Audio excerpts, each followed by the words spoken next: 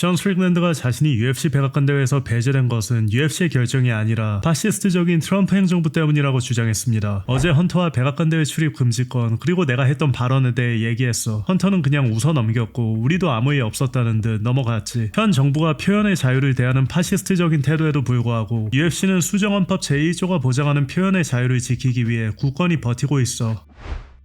한편 일리아 토프리아는 어제 공개된 유로스포츠와의 인터뷰에서 매경기 킹콩을 상대한다는 각오로 준비하고 있으며 저스틴 게이츠전 역시 예외는 아니라고 밝혔습니다. 저스틴 게이츠에게 하이라이트라는 별명이 붙은 데는 다 이유가 있어. 나는 매 경기 킹콩과 싸운다는 생각으로 준비해. 항상 100%를 쏟아붓고 이번 경기 준비도 다르지 않았어. 정말 강도 높은 훈련 캠프를 소화했어. 우리는 100%를 쏟아부었고 모든 면에서 발전하려고 노력했지. 저스틴 게이츠를 절대 만만하게 본 적 없어. 오히려 정반대야. 이번 대회가 가진 의미와 규모가 워낙 크기 때문에 세세한 부분까지 철저하게 준비했어. 그리고 이전에 모든 경기에서 그랬듯 그 결과는 6월 14일에 그대로 드러날 거야. 또한 일리아는 라이언 가르시아와 샤쿠르 스티븐슨 모두 자신과 복싱 경기를 치를 자격을 얻을 만큼 충분한 업적을 쌓지 못했다고 밝혔습니다. 내가 복싱으로 전향하기로 마음먹는다며 그때 복싱계 정상에 있는 선수를 노릴 거야. 그게 라이언 가르시아 같은 복서라면. 라이언 가르시아? 글쎄 잘 모르겠다. 걔는 확고한 챔피언도 아니고 나와 같은 수준의 선수도 아니야. 자기 종목에서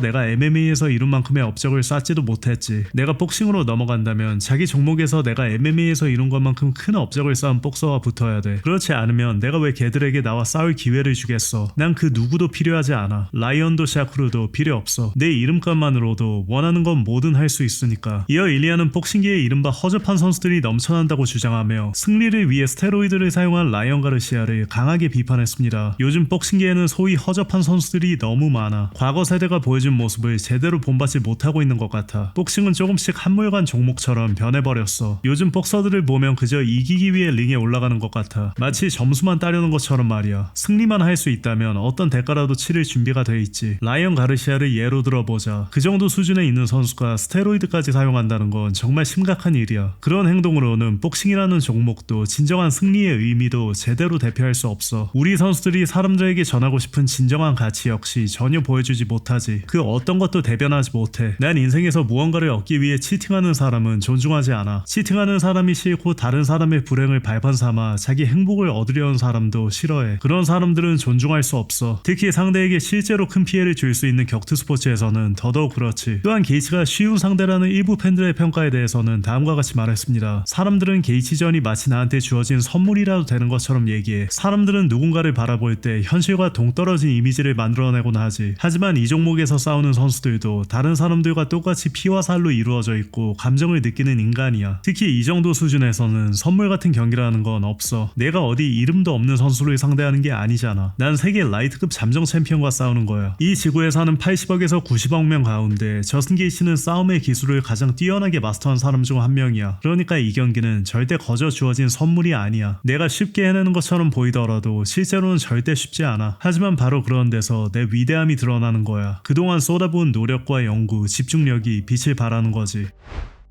한편 어제 경기에서 에드만 샤바지안을 상대로 판정승을 거둔 브랜든 앨런은 경기 후 기자회견에서 자신이 원하는 다음 상대에 대해 이야기하던 중 드리커스 디플래시와 카마루 우스만의 맞대결이 성사됐음을 사실상 인정했습니다. 내 생각엔 에드먼이 션의 상위 호환이야. 난 션을 끝내고 새로운 챔피언이 될 수 있다고 생각해. 물론 다음 상대가 누가 될지는 아무도 모르지. 션과의 경기가 안 된다면 나스루딘과 붙게 해줘. 나스루딘이 경기를 뛰지 않고 기다리겠다면 그것도 괜찮아. 그러면 10월 아무리 늦어도 11월 초에는 우스만 드리커스전 승자와 붙게 해줘. 지금은 부상부터 검사받고 헌터와도 얘기해본 뒤 다음 행보가 어떻게 될지 지켜볼 거야.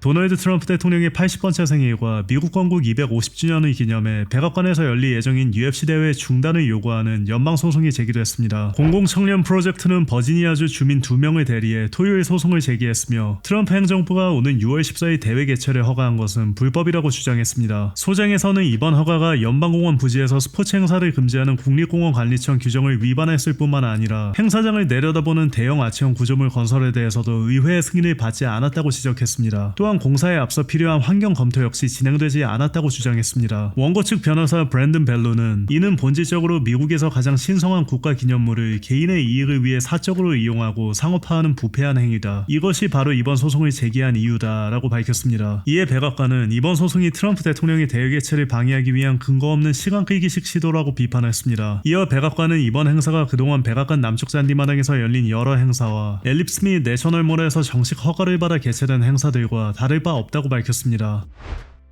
한편 어제 산티아고 루나를 상대로 3라운드 서미션 승리를 거둔 브라이스 미첼이 경기 후 션 스트릭랜드와 포옹하는 장면이 공개됐습니다.